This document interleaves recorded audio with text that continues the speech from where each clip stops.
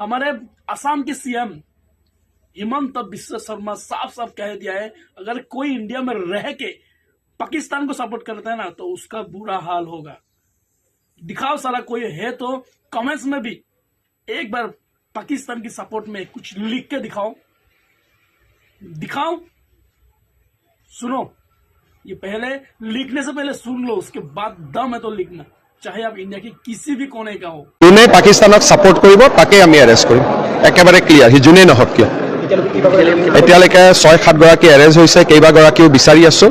যোনে ডাইৰেক্টলি অৰ ইনডাইৰেক্টলি পাকিস্তানক সাপোৰ্ট কৰিব তেওঁৱে এৰেষ্ট হ'ব। আৰু আমি আইনৰ আশ্ৰয় লৈ কঠোৰভাৱে এই ধৰণৰ ব্যক্তিৰ বিৰুদ্ধে বা অৰ্গেনাইজেশ্যনৰ বিৰুদ্ধে আমি কাম কৰিম। সামাজিক মাধ্যম হোক, নৰ্মেল মাধ্যম হোক, ডিজিটেল মাধ্যম হোক, লিগেসি মাধ্যম হোক, পাকিস্তানক সাপোৰ্ট কৰা কতো নচলিব। যোনে সমৰ্থন কৰিব তেওঁলোককো এৰেষ্ট কৰিব লাগিব।